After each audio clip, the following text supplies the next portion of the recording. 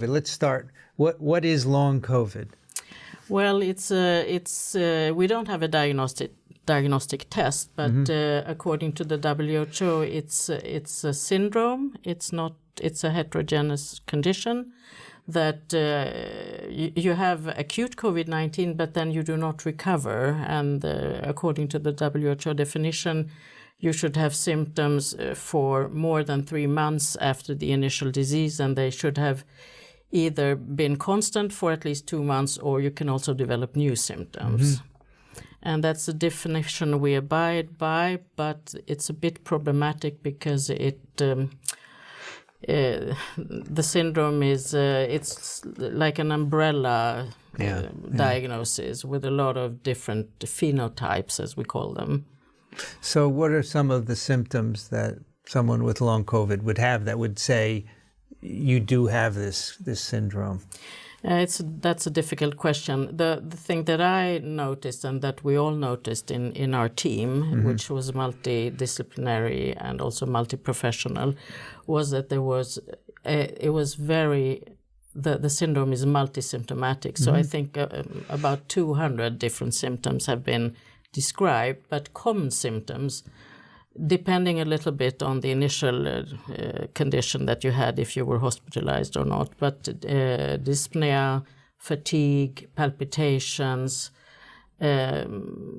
pain, brain fog. There are a number of symptoms that are common, but that can of course occur in other diseases. So it's important to actually investigate the patient thoroughly so that they don't have something else that has to be taken care of.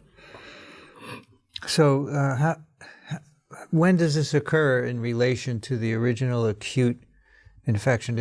Are these symptoms immediate, or is there a delay in their appearance? It can be both. But for example, in hospitalized patients, and that was at least in Sweden during the first wave, which was spring 2020, and then we had the second wave in the fall of 2020. Then, we didn't have any clear-cut treatment options for inpatients. We didn't have antivirals. We didn't use steroids. So mainly in our own cohort, which consists of about 1,000 patients that we follow, and about 50% have been hospitalized and the rest have been cared for at home. But if you are, for example, in intensive care and you are in a mechanical ventilator for weeks, months even, then of course you can get what we call post-intensive care syndrome, which and you can also get some, organ failures, kidney failures, fibrosis of the lungs, etc. What we have found, but for the non-hospitalized group, usually you have quite a severe disease initially, but maybe not this very severe pneumonia, because then, you would need oxygen and maybe mechanical ventilation. But if you don't have that, you can stay at home. But these patients have also been very sick with high-grade fever, and a number of different symptoms. And some will wane, but some will on-go. And what is also very typical is that you can get new symptoms over time.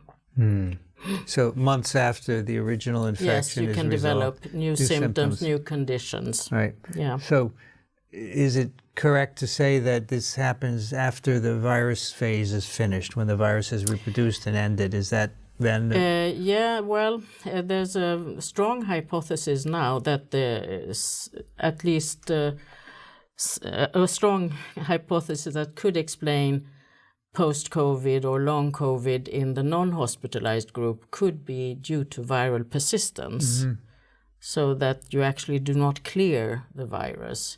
In the hospitalized group, we think that there probably you have a much stronger inflammation, and probably you get rid of the virus in a more efficient way.